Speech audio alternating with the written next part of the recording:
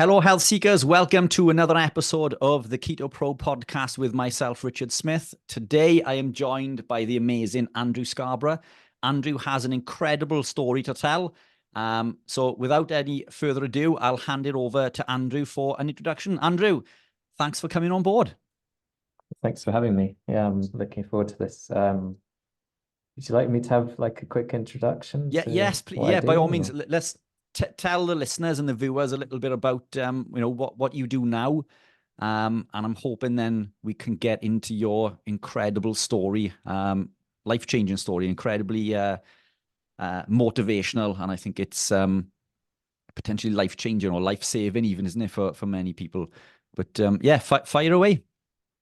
Yeah, so I would describe myself as a writer, a researcher, and a long-term survivor of a highly aggressive type of brain tumor. And it's been a long journey. Hopefully it can help others. I have helped quite a few people just by sharing my journey, and it is quite a long journey, so it's quite hard to describe the essence of it briefly. But I'll try. I was diagnosed, it's just over 11 years ago now, with it was initially an anaplastic astrocytoma, which is termed as a high-grade glioma. It affects glial cells, which are the glue-like structures that almost hold the brain together, if that makes any sense, affecting astrocytes. And so, yeah, astrocytoma and anaplastic. So displays anaplasia just means the cells are dividing quickly. And so just to kind of recap on that, under the new classification, it may have even been put into a more aggressive category of the glioblastoma. But they're changing the classification all the time. So it's a subcategory of that. Yeah, so to go back to my story, I found I had this brain tumor after a brain hemorrhage on a train that nearly killed me, and was rushed to hospital. Had various investigations, eventually had an emergency operation after suffering from quite horrific seizures after that, and received a diagnosis of a terminal and an incurable type of brain cancer. I then was rushed to discussing having chemotherapy and radiotherapy, which was very difficult to turn down because they have quite strong words to say about what happens if you don't do this. And so I didn't know much about brain tumors at the time, but I was reading a lot. And initially I thought it makes sense to go ahead with this because they're the experts. And so I did for a while until I learned that the type of tumor I had was deemed to supposedly not be chemosensitive or radiosensitive because it had a specific genetic profile that suggests that it was IDH1 wild type, which is supposedly it confers a poorer prognosis and resistance to treatment. And it was also unmethylated MGMT, which is a DNA repair protein. So you'd want that mutation if you expect to be a long-term survivor, and I didn't have that. So it didn't really make sense to continue. At that time, I was also on an anti-seizure drug that I made sure I was on due to the fact that I realized on the ketogenic diet that I'd put myself on to manage the epilepsy that came about from the hemorrhage and the tumor. I realized that this anti-seizure drug complements a ketogenic approach, and it also has effects on its own as a repurposed drug that has activity against brain cancer. It's not an anti-seizure drug that's routinely prescribed, but I made sure I was on it. And the reason it's not routinely prescribed is because of the side effects. But all of these drugs have side effects. So I thought just weighing up the risks and the benefits and being on a ketogenic diet made sense. And so, yeah, sodium valproate was the drug. And it's a short-chain fatty acid. So it has an effect in the gut, and there's that gut-brain connection. And so it made a lot of sense. There was so much evidence for that approach. And at this point, I wasn't expecting any anti-cancer benefits. I had contacted Professor Thomas Seyfried because his book, Cancer as a Metabolic Disease, had come out around the same time. I was very fortunate. This was the very beginning of 2013.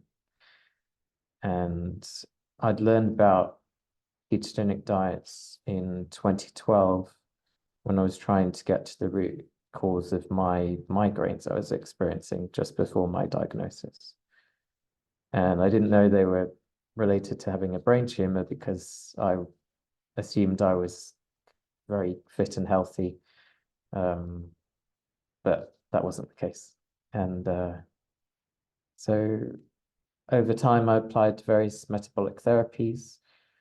I went on what I then learned was called an oligoantigenic ketogenic diet, which is just a fancy way of saying a food elimination diet for food intolerances. And I'd learned that certain types of epilepsy were helped by going on this kind of diet, whether it is or isn't ketogenic. They just have certain food intolerances that can cause them to have seizures as a result, kind of like an allergic response. And I found that really interesting. I found it was the case for me that not only was getting my ketones up important, but also avoiding certain foods. And this just happened to be most plant foods. So I stumbled into a carnivorous ketogenic diet. And not long after that, I learned that this is actually a thing. And it was called the Paleolithic ketogenic diet, PKD. And I had these scientists from Hungary just contact me and say, do you know this is exactly what you're doing, and we're having success with the same approach. And I thought, wow, this is amazing. I thought I was absolutely crazy doing this, but actually no. And so over time, not only was I able to manage the seizures to the point where I came off all my medication within 2 years, which was a very difficult thing to do, by the way, because you're having withdrawal seizures as you're coming off. And also when you have that metabolic shift, there's your brain has to get used to the change in brain chemistry. And so you can actually have seizures in that interim period until things settle down. And so I was navigating all of these difficult challenges, but through my research, I was kind of comforted, let's say, by the fact that I was on the right path and not doing myself too much harm, that I just had to get through some rocky periods. And over time, I saw benefits on my scans to the point where there was the signaling activity that was showing was dissipated to the point where we couldn't see any visible disease. That could mean a number of things. So I don't like to make any claims, but just through pure speculation, it's a result of something, which is significant either way you look at it. Yeah, and now it's 11 years on, and things are good. And now I'm a researcher. And yeah, I went back to studying, and I studied cancer biology, and now I'm involved in my own research on that. incredible. So, to sum that up, Andrew, you were diagnosed with a cancer that was basically going to kill you, Yeah, without question. I nearly did at least a couple of times. Nearly did, but you're still here. And I believe from the scans and testing that you've been having recently and for the last 11 years that you are currently cancer free. Is that right? Well, actually, no. Okay. I'm on scans. There's no disease, but recently I had there's a new glioma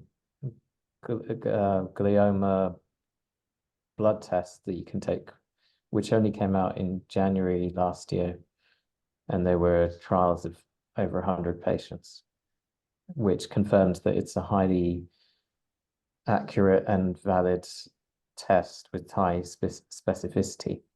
And I had the test out of curiosity a few weeks ago now, and just to see, does it show any kind of signal or not in my blood? Because what it's looking at is circulating tumor cells in the blood. And for brain cancer, that's been notoriously difficult because you've got the blood-brain barrier that kind of dilutes anything you might see in the blood, if there's anything that actually gets in there. And this is part of a range of tests where you can actually detect brain tumors in the urine as well. This is kind of a different thing, but very new that there's this accurate test you can take. And for me, I was curious because the test isn't indicated for someone like me. They designed the test for people who have a known mass that can't be biopsied, or it would be very risky to do a biopsy. And so from that, they can determine the genetic profile of the tumor, the risk of, usually you'd say risk of recurrence, but if there's already a tumor, it's kind of quantifying how much of the circulating tumor cells are present. And then from that, they somehow work out how aggressive the cancer is. And so for me, I was curious as to whether I would even test positive on the test. And my test was positive, which isn't necessarily a bad thing. It sounds like a terrible thing, but it's a valuable information for me because there's still no visible disease on the scan. And you ask, what does that mean? And I don't know, but it does potentially mean that at any point in time from my diagnosis to now, that test could have remained positive the whole time. So what that's saying is there's highly aggressive disease that I've managed to keep to that level, that very low level, whereby it could be like that my whole life, and I could live with that rather than die from it. The question now is, can we push it even further so that that's no longer even detectable in my blood? And that's the next step. Yeah, so that's pretty incredible in itself, though, isn't it? I mean, it's so from scans that you've had, basically, there's no visible cancer. No, and But it's probably crucial to mention that even if you have like a smudge on the scan, that's already billions of cells, even the tiniest bit of enhancement. And so we always talk about catching cancer early, right? And at the earliest stages. In this case, we have a very low signal, and it's easier to dim that signal when it's, when you can't even see it on a scan than when you've got this massive thing in your head, yeah, so I mean, that's incredible in itself, isn't it? But I mean, so basically, I mean, this new test that you've mentioned, my thoughts there are that maybe if everybody was to be tested for this, then maybe many people would be showing traces. They wouldn't at all unless they No, had. yeah, they've tested it on controls, and even controls where people have other kind of neurological conditions. And it's very specific for glioma brain tumors. even other kinds of brain tumors, it won't pick up. It's specific to glioma. Because I had these questions myself. I was thinking, oh, is it just picking up inflammation or scar tissue or even epileptic activity, any of these things? And I was told, no, it's very, we've tested this rigorously. It's definitely, it's about 98, 99% accurate. So, Okay. So this is still very much in existence then, but not visible from, the older protocols of scanning. But your lifestyle now is enabling you to, obviously, you're still with us. You're functioning incredibly well. You're still doing park runs. Something we were talking about before we came on. Hoping to get my time back to my pre-brain tumor time, but I was in my early 20s then, and I'm significantly older now. Age is just a number. Age is just a number. I'm So sure old you'll get people it back say. though. That's exactly why I say it. Yeah. I've recently turned 40. I'm getting there. I'm 39 this year. So you're catching me. We're no spring chickens, that's for certain. But I'm healthier and fitter than I've ever been. Only last year did I begin running. But it's life changing. But I'm certainly becoming healthier and fitter. So I'm a big believer in, it's age is just, I think we define age as being something that is, that can prevent us from achieving certain things. Whereas I think if we live the correct lifestyle and we cause less damage, particularly through the creation of energy and, using up things like the NAD plus and NADH, and that's what ketones do, doesn't it? It makes everything more efficient. It's about 400% more efficient at utilizing energy. It causes far less. In fact, it blocks inflammation by blocking NLRP3 inflammasome. Which is probably one of the big contributing factors, I'm guessing, to living the ketogenic lifestyle and helping and aiding and repairing, and combating those conditions, isn't it? There's lots of research around in regards to keto and its efficacy on sort of cancers and stuff. And do you want to go into a little bit of detail about that? My understanding is incredibly basic. You're probably one of the world leading experts in cancers. In my opinion at least, but it's my understanding is that cancer isn't what we once thought it was. It's caused by damage, at least I believe, to the mitochondria. And it causes mitochondrial dysfunction, and the cells lose their ability for oxidative phosphorylation or to create energy through the electron transport chain, and this is how cells create energy. So it forces them into a process of fermentation. Sugar is fermented into lactic acid, and cancer cells, they can also use glucose and glutamine, which is something that I know that you've mentioned a couple of times, and I think you alluded to something else recently when we had you on the live that maybe glutamine wasn't the main problem, but we can get into this now. But my basic understanding is that most cancer cells are metabolically inflexible. They need glucose, and live in a ketogenic carnivore-based lifestyle, maybe, or even low carb, allows us to shrink these cancer and tumor cells, and if this has to be the key to your ability in order to fight this, and basically from one scan make it non-existent. Yes, it's there in this other form, but do you think that the production of ketones and BHB is keeping that at bay and allowing you to function at the level you are, and continue to, I know you mentioned you may continue for the rest of your life this way. Do you think that's the case? That living this lifestyle is certainly going to enable you to do that? Because many of us suffer with lots of conditions. I used to be type 2 diabetic, and people say to me, well, you're cured. Well, no, I'm not cured. It's all environmental. If I go back to eating those highly inflammatory foods, those foods that are going to elicit a big insulin response and cause lots of issues in my body, then that diabetes is going to come back. But it's the ingredients are there. They're always there. Do you think, in simplistic terms, that that's the case in this respect? Should you continue to live a ketogenic lifestyle that hopefully that will enable you to do that? 11 years is a long time, considering, you were told that it was game over, essentially, isn't it?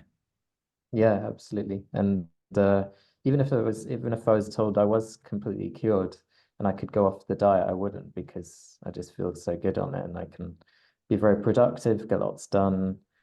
I just generally feel much better mentally as well. I would say in respect to fuels that cancer can use, if it's a very aggressive, I can speak about brain tumors. It's a very aggressive kind of brain tumor at the very end stages. It can use almost anything for energy. It uses nucleic acids, it uses amino acids, it uses the glucose, but it's different orders of magnitude with that. So yes, it's primarily taking up glucose, which even as a statement, I don't particularly like, because it's true, but people often oversimplify it. It's more about it's not the glucose directly, it's the effect of insulin and associated growth factors. And so it's that hyperinsulinemic state that's doing that. If you're constantly, triggering that that kind of insulin secretion and ramping up those growth factors, then that's the problem. It's not so for example, if you're on a very strict ketogenic diet, but you keep falling off the wagon, it would be worse to do that than to have to consistently stay on, say, a low GI diet, because it's that consistency rather than having those like Makes sense. binges where you're constantly just having these peaks. So that, yeah, it's hard to describe, but with the glutamine issue, that's also context dependent, because usually what we see with brain tumors is that glutamine is more of a problem towards the end stages, whereby the cancer is taking up glutamine from the blood and skeletal muscle. That's what we get with cancer cachexia. And so, and some cancers actually, if you supplement with dietary glutamine, it actually can help to reduce size of tumors. Okay. And it does that because glutamine is very important for the gut and for immunity. And also ketogenic diets are naturally high in glutamine. So it doesn't really make sense if you're trying to say these two things. Yeah. And it's about maintaining levels. It's the adequate levels and not going too high, not going too low. It's not about just having all this deprivation.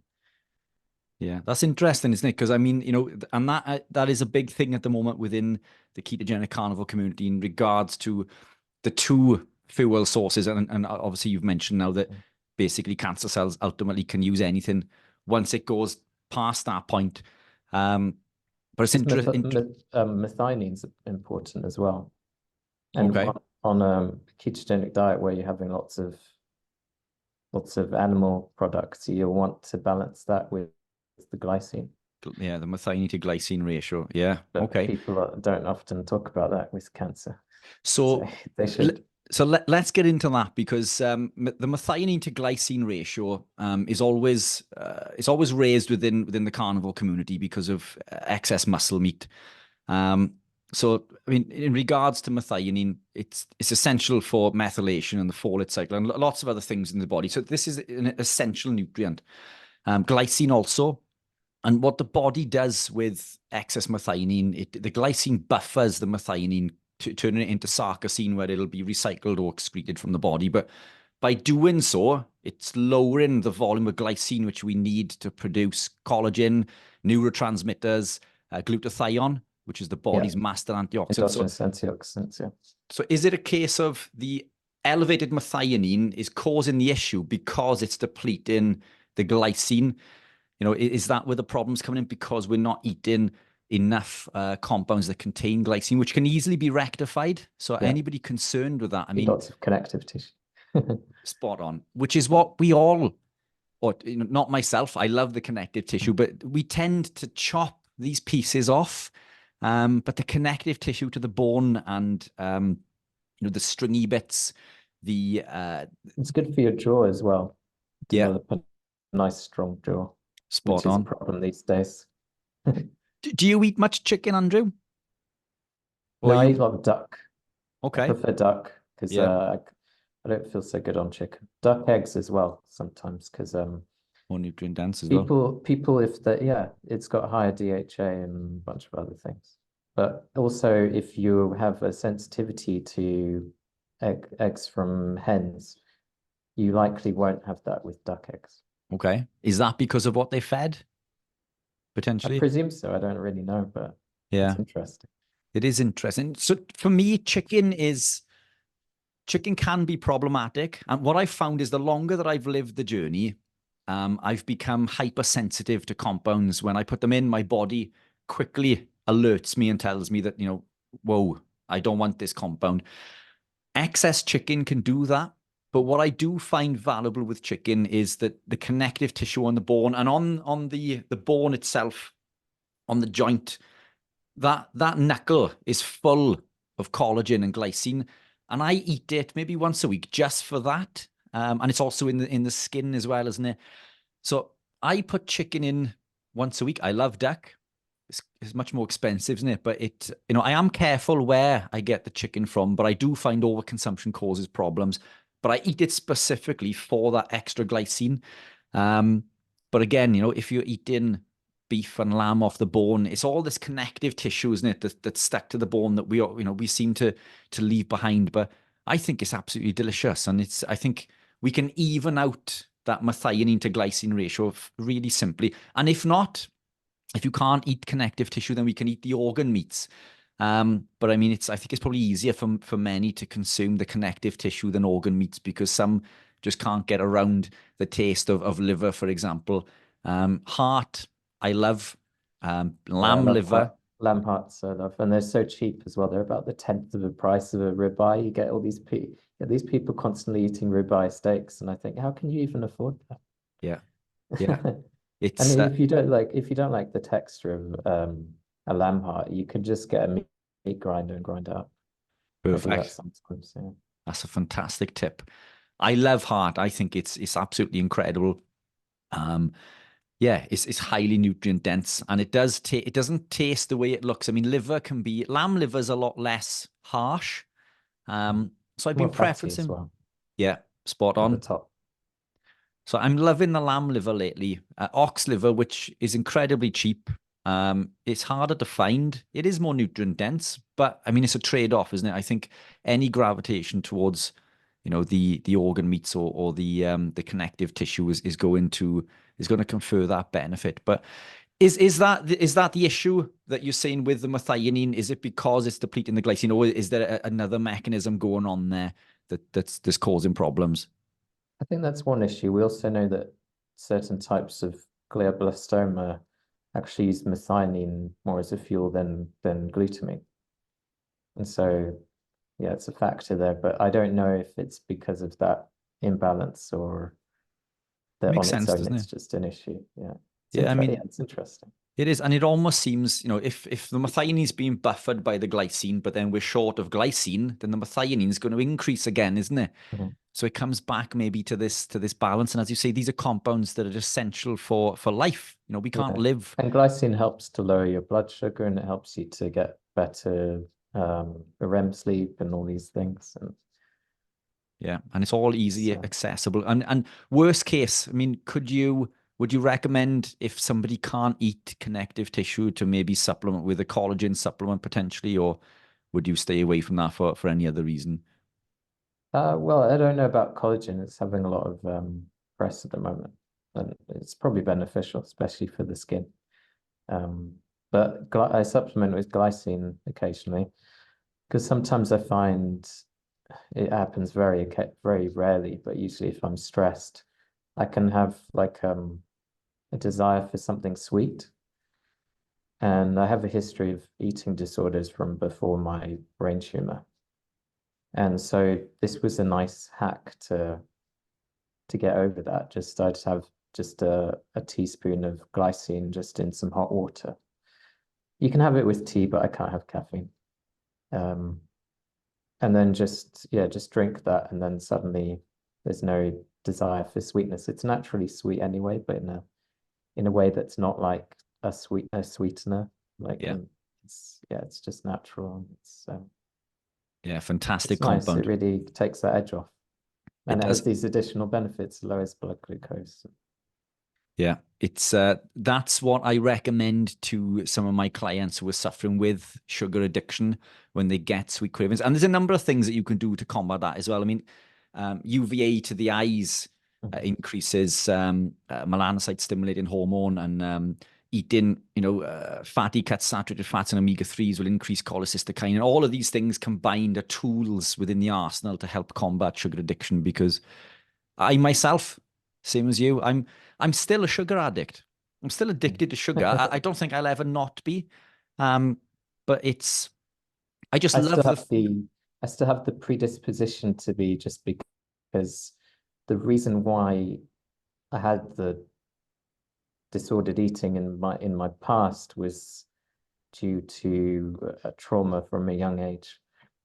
And so you have those habits that are naturally there. You have that proclivity to those behaviors, but which won't ever properly go away, but you can funnel that way of thinking into something else. And so for me, if I'm feeling that way, that's triggering those thoughts that used to trigger those behaviors, I just go for a walk outside, and then it's fine. Fantastic. It's a great tip. Fantastic. So doesn't matter about the weather. That's right. We get far too caught up on the weather. Get outside, isn't it? Get It's outside. actually probably better if you're cold. I find I feel better if I go for a walk in the cold and come back. I never want to do it, but I force myself. Yeah. So I guess, I mean, that's a form of cold treatment, isn't it? And that's I hate it, but I do it. I still hate it. yeah. I hate running, but I still do it. Yeah. I do it more for the social and the mental benefits, but yeah, I love it. I don't love the actual running, but Snap. I love how I'm naturally good at it, and despite doing very little training, I can run faster than most people who train all the time. Yeah, which is incredible, isn't it? I mean, it's and that's testament to you as a person, and the things that you've implemented in regards to your diet. I mean, what you achieve now is nothing. Well, it's nothing short of a miracle, isn't it? You've overcome something that is, well, it quite literally would have killed you, and you're running 5K park runs in like 20 something minutes, isn't it? Which is absolutely incredible and super. It's super inspirational. I'm still somewhat hindered neurologically, which is why I don't push myself 100%. But running those times, that's when I'm running at 75%. So Yeah, sometimes makes me wonder, when will I get to? I'm gradually trying to push myself a bit more, because I do find that if I'm pushing myself 100%, it can still trigger seizures. But I've gone to the point where just initially, even just running for a little bit would have triggered a seizure. okay, so that's improved. That's interesting. So what do you think the mechanism is there in regards to the trigger of the seizure with running? Because obviously, I mean, you're comfortable running to 75%. If you were to push beyond that and go 95%, I mean, what you're saying is that could, in essence, trigger a seizure. Do you know the mechanism behind that? Or is it still unknown?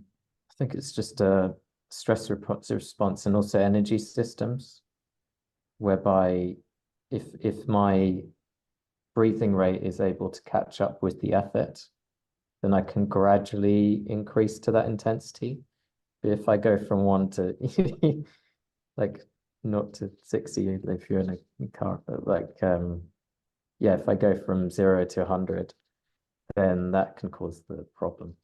I tested it out doing a spinning class, and that was the issue.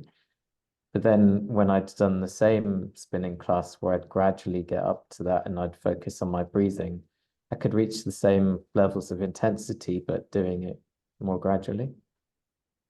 Yeah, that's interesting. It's I'm a sufferer of migraines. I've been a sufferer all my life. When I gravitated into this way of eating, they went away.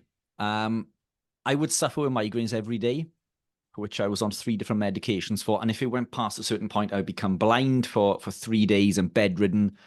I still get migraines, but I don't get them every day. I get a few every year. And it's usually caused by stress or lack of sleep, which come hand in hand with being self-employed. But recently, I'm new to running, but I've noticed twice recently that when I've pushed, and I've done exactly as you've just said, it's been in a race and I've gone, 0 to 100 straight off, and I've had a migraine after. Do you think that could be the cause, and maybe I need to warm up for a little bit longer, building up to that to get, to get my body into that? Do you think that may negate?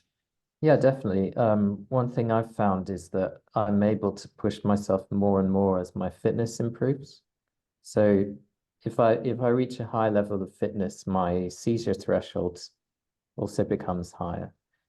But there's this balance whereby to push yourself, you have to have some discomfort where you're actually triggering some seizure activity, but pulling back just to the point where it could become an issue, and then doing that again. So it's yeah, it's fraught with danger, but I've managed to get the balance right. Also, you can top up that threshold if you like for that activity by having things like exogenous ketones or supplementing with magnesium. I find that really helps. I'm sure you've noticed that with your migraines. Yeah. I've noticed that with epilepsy. Calcium is a big contributing factor to mine, which you can offset with magnesium, because magnesium will they work synergistically within the cell, don't they? But the ratio should be around 1 to 1. But we, even in diet now, we consume far too much calcium, I think. And we supplement. We don't need to supplement with calcium. There's plenty of calcium found in the foods that we eat. So too much calcium, I've noticed, causes an issue for me. But again, as you say, I can offset this with magnesium. But it's a minefield, isn't it? You want to improve, you want to get better, you need to push to that boundary. But if you push too hard, then I was after this race on Sunday, I had to go to bed for an hour. And yeah, I lost my vision. I was in pain, but I don't want that to put me off, because I still want to progress within my running and things, isn't it? But I think a lot of it's the breathing. Yeah, so maybe, and I didn't have much of a warm up either. So maybe you're right. Maybe I needed to, I think maybe I needed to have a bit of a, of a warm up.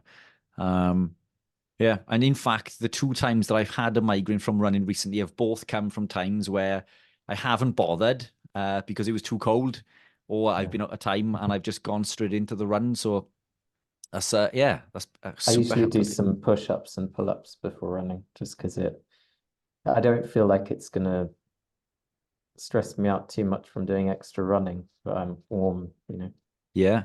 Okay. And it makes you look better in the vest. I like it. Yeah, I like it. There's nothing I wrong with also that. have cod liver once a week. I think that helps too. Also with my joints. Okay. Do you take that in supplement form, or do you try to take it from No, I have the actual food just as cod liver. Brilliant. Good. Because there's an issue, isn't it, with supplementation form of cod liver, because all oils oxidize over time, don't they?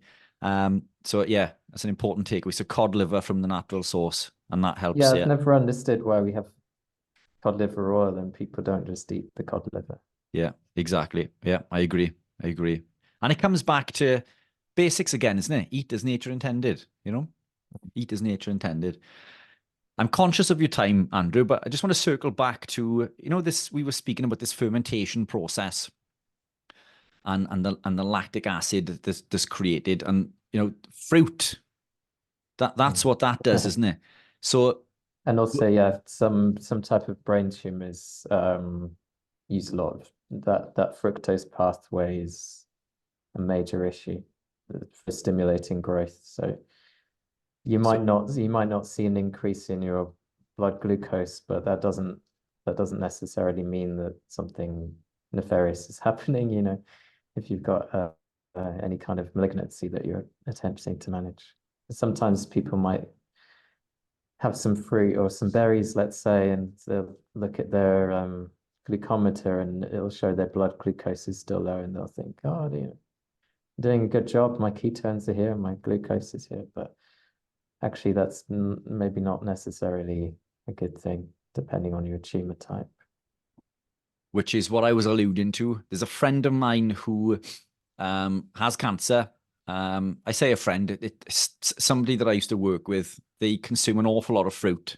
And I've tried reaching out and explaining, but because of, you know, their doctor and the medical community, they still continue to eat copious amounts of fruit. And I believe that that's causing the issue. And do you think that's potentially a contributing factor, given the fact that, you know, fructose does ferment in the same way that these cancer cells do in order to create that energy? I mean, fruit should be one that maybe we remove in. I know you mentioned plant compounds. Plant compounds highly toxic, and they, you know, lots of phytoalexins, plant defense chemicals that can cause issues with most people when we get into the crux of it. But fruit is always looked at nature's candy, you know, and it's I believe that it can be just as detrimental, and if not, maybe possibly worse in some cases. So would you suggest removing fruit also? Yeah, unless it's things people don't traditionally see as fruit, like avocado and olives. Okay, and they seem to work well for you, avocado and olives. Are they a problem I can food? eat them now, yeah, but Okay, previously, no. right. Okay, so they were Avocado well. used to give me migraines before. Doesn't anymore. So it's Interesting. interesting you say that, because they used to cause migraines with me Mm. too. But I've removed all plants now because I just find it easier, and I find my body thrives a lot better. And it's way more simple, isn't it? When it comes to food prep, you don't have to Yeah, overthink things. But most days I don't have any plants, but sometimes I add them just because, in the form of things like avocados and olives, just because it allows me to eat more.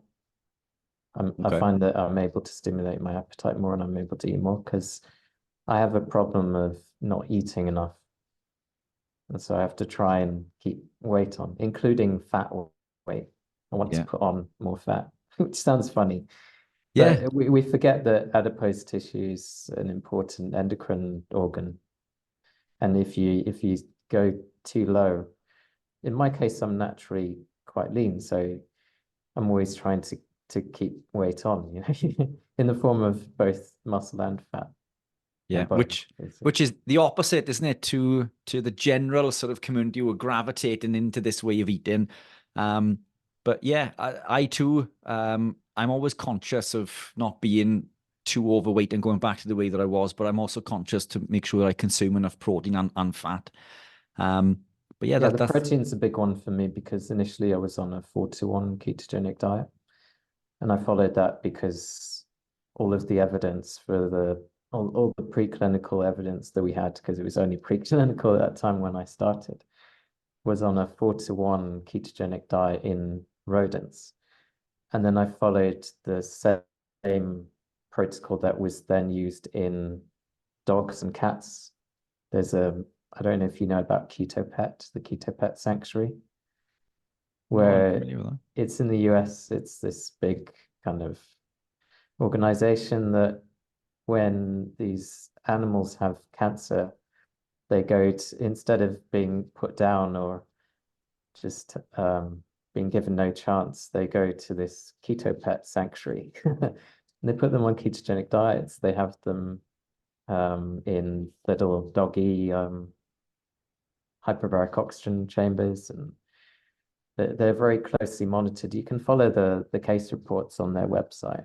It's just Wow. really interesting. You see these dogs and cats, and their tumors are regressing, and you can follow them.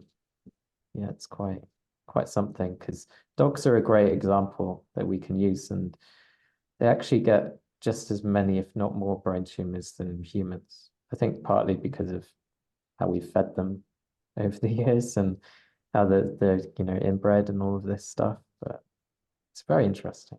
It is, yeah, it is. And I agree. I think it's to do with the food basically feeding a carnivore, non-carnivore food. 4-to-1 ratio. So is that in grams? Yeah, so it's 4 parts fat to 1 part protein, Protein. non-protein, and carbs. So I think Sophia Clemens uses a 4-to-2 ratio. I think I may be wrong. What would be the difference there? Other than obviously the one is 4.1, one's 4.2.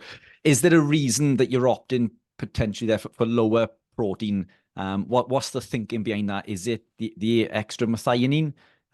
Is it the extra glutamine, or is it gluconeogenesis? Creating potentially more glucose. Is there a reason that the 4-to-1 you preference over 4-to-2? Yeah, so the reasoning for me was to keep mTOR down. Okay. So I wasn't thinking about bodybuilding or anything. Yeah. And secondly, to maintain high levels of ketones, blood Yeah. ketones. Okay. Yeah. But Okay. it wasn't sustainable for. I managed to do it for a couple of years, but then after that, just I lost so much weight that I had to go to a 3-to-1 and then a 2.5-to-1 ketogenic diet, which is what I follow now. So Okay. yeah. It's interesting with the mTOR. Do you think mTOR is a contributing factor, or do you think it's more IGF-1? Because when we consume carb, for example, we can activate mTOR through IGF-1, but leucine will activate mTOR directly. Are there any links between mTOR and cancer, or do you think it's more of an IGF-1 issue? There are, but yeah, I think maybe we get the context wrong. And a lot of it is also about meal timing. So if you're only eating 2 meals a day or 1 meal a day, I wouldn't recommend 1 meal, because I just think if you're having that massive bolus of food, it's probably not as good as spreading out just in 2 meals. But any more than 2 meals, and I think that's probably too much if you got cancer. But yeah, I think that's more, yeah, it's more of an issue if you're continually eating So rather 2 meals a than day. just focusing so much on having a lot of protein. Yeah. Because I realized there were so many issues that I had with not eating enough protein. And Yeah. then I had to Again, reverse. protein is so important, isn't it? And people, they don't understand every cell in the body is made of protein. We consume the protein, it's broken down into amino acids and then reconstituted into human proteins. Every cell in the body needs protein. I think it's when I speak to clients, I always tell them to preference protein. And the reason I do this is that protein in nature comes with fat. So there's the nature's ratio of protein to fat, unless you're following a strict protocol in regards to what you were doing generally. I think if you consume a piece of beef or eggs or fish, so on and so forth, you're achieving enough protein and the fat to go along with this, isn't it? So that's interesting. So you're coming back to you preference 2 meals a day over one. Now, there's lots of research that shows fasting is incredibly beneficial for certain cancers, and I'm talking prolonged periods of fasting. Do you think this is because of the elevated ketones? And do you think, if that's the case, then that ratio of 4-to-1 is going to elicit that response anyway? Because all of the benefits of fasting are found with just living a ketogenic lifestyle. Just by being ketogenic, we are benefiting from autophagy, mitophagy, brown fat activation, lipolysis, and insulin sensitivity. Yes, we can further enhance these benefits by fasting, but just by being in a ketogenic state, we're eliciting these responses. So do you think that there's any benefit potentially to fasting, or do you think this can be offset maybe by doing, eliciting the protocol or implementing the protocol that you did in regards to the higher fat to force this higher level of ketones? Yeah, I think it's better being natural rather than forcing anything. Because you just feel nauseous and not good. Also, just ketones themselves signaling molecules that have effects on so many pathways in cancer. So the ketones themselves have a benefit. That's why I made an effort to take exogenous ketones as well, even though I was already having therapeutic levels of ketones in my blood, which were the 3 to 5 millimolars per liter. So I'd still take extra Yeah. exogenous ketones when I needed it in the form of ketone salts and also ketone esters, which are even more potent. And I'd take it like a medicine, so I wasn't just having these all the time. And the ones that I was having were unflavored and didn't have any caffeine or any of these other ingredients. Because I think that can be an issue, particularly if you're someone like me who has a history of disordered eating to the point where I was hospitalized when I was 16 for it. So yeah, I'm educated about just not having that sweetness. I don't do well with anything sweet, unless it's the glycine, which it's not sweet in the same way that these sweeteners are. It doesn't taste like sugar. It just tastes, it's hard to describe, but it has a pleasant kind of taste without it eliciting that kind of response where you're craving something, which I think some people can take these natural sweeteners and they're fine, but I couldn't do it.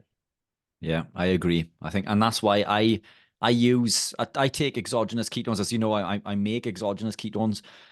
I'm in a ketogenic state continuously, arguably when you're eating and you know, gluconeogenesis and so on. But I live and follow a ketogenic lifestyle.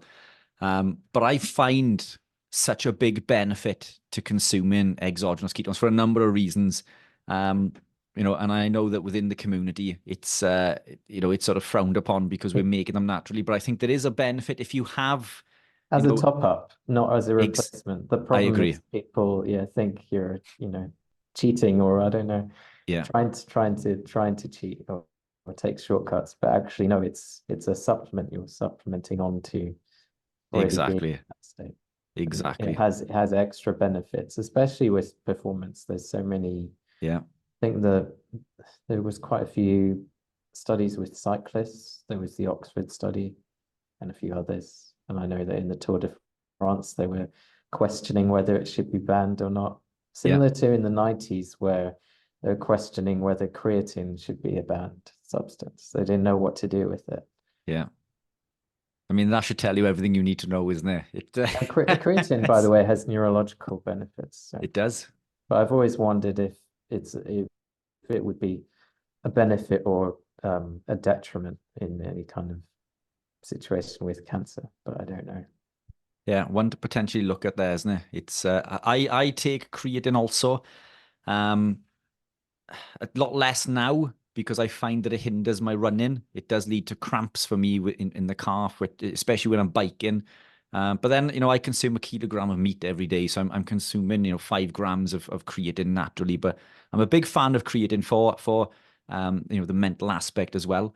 But a big fan of creatine. Supplementally, isn't it like 20 steaks equals like the dose that you'd get? So you Yeah, wouldn't be eating that much. But yeah, that's really interesting. I used to have creatine a lot because you wouldn't believe it to look at me, but when I was in my early 20s, I got quite big, muscular big, not fat.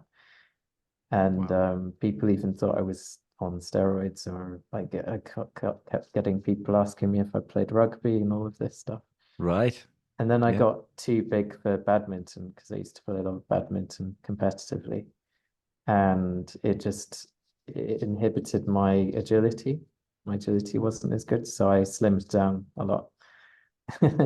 yeah. But to get that big, I had to eat so much and I had to train so much and I had to make sure I was sleeping just perfectly because it wasn't my natural body type. I was forcing myself to be that way.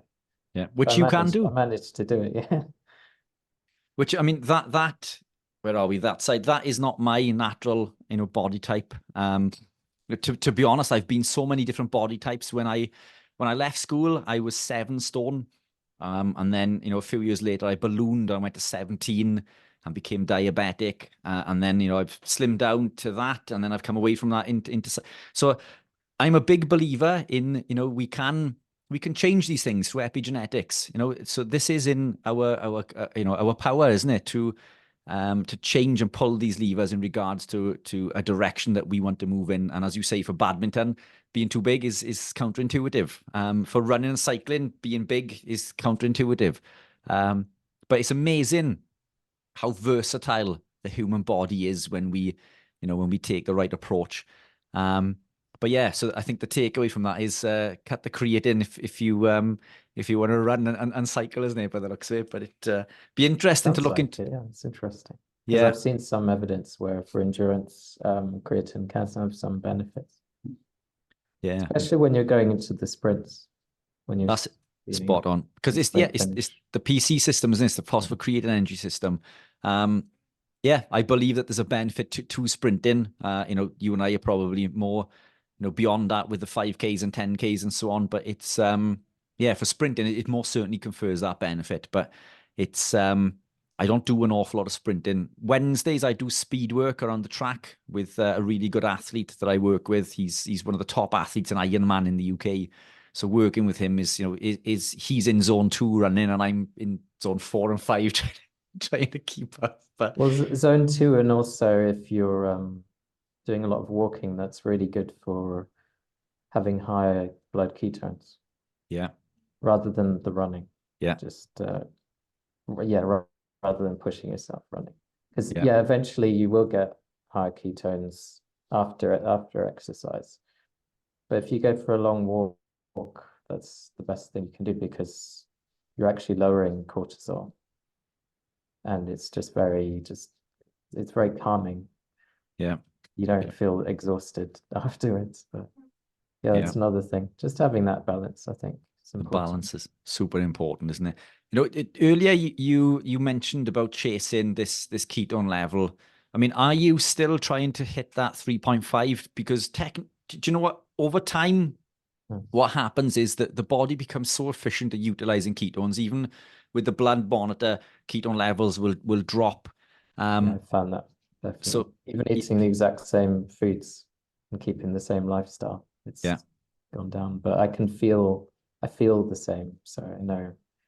So the body's it becomes more efficient, doesn't it? It's utilizing those ketones, so there's less available in the blood. But is that another reason why you supplement? Are you still chasing that 3.5 Not or anymore. no? So now you just go by feel and let And also nature take its course. excluding the foods that give me problems.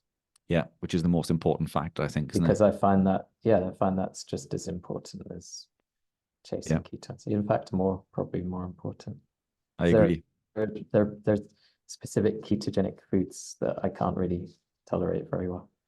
And Yeah, everyone's individual, so I could eat the exact same food as you, and we could have very different readings. yeah, Exact same meal, same time, same conditions, but different readings. yeah. I agree. I agree. Andrew, I'm conscious of the time. I've taken way too much of your time already. Really quickly, just to sum up, to anybody that's looking for advice and going through, a similar situation to what you've been through, what advice can you give them, and what steps can they implement moving forward? I'd say read the book Cancer is a Metabolic Disease. It's very good. It can be quite heavy. So Tripping Over the Truth, I think there's a sequel to that now, is a good kind of wave. It's a book that breaks down the science of cancer as a metabolic disease by Thomas Seyfried. Also looking at the glucose ketone index. And if people want to have practical examples of that, look at KetoPet, because one of the benefits of animals is that they're not going to, say, drive to McDonald's at 2 in the morning if they're, having these cravings. And so that it provides an example of keeping strictly to a routine. And also just be mindful of not stressing out too much. Yeah, And looking at other things like hyperbaric oxygen therapy, repurposed drugs, dichloroacetate, things like that.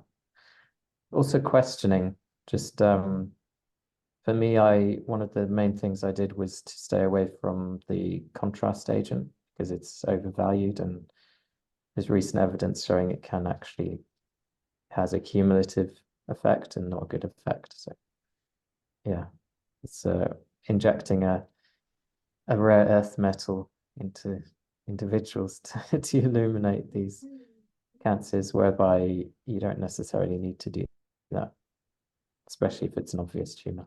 But yeah, that's going like a long way to to explain, but those are the things I would look mostly at. Fantastic. And can people reach out to you directly? They can. I do receive a mountain of messages, so I can it's imagine. quite hard to get through. But I have a Substack. If you just search for my name, you should be able to find it. And I write about brain tumors and my own experiments. So it's a good way of doing so. I'll have some updates on my research soon and how people can help with that. And yeah, I'm on Twitter and all these things. So Fantastic. And you're on Instagram also. What's your handle on Instagram? Is it just Andrew Scarborough? It's just my name, yeah. Perfect. Plain and simple. So easy to find through all the socials should they wish to follow your journey. And I highly recommend that. And I will also put all of those links in the description below. Andrew, my man, it's been an absolute pleasure. There was so many more other questions that I wanted to get into. I think we'll have to arrange a round two. But yeah, I think I've taken up way too much of your time, but we'll do round two for sure. Sounds good. But absolute pleasure. Yeah, thank you very much, and I look forward to seeing you this weekend on the War of Health.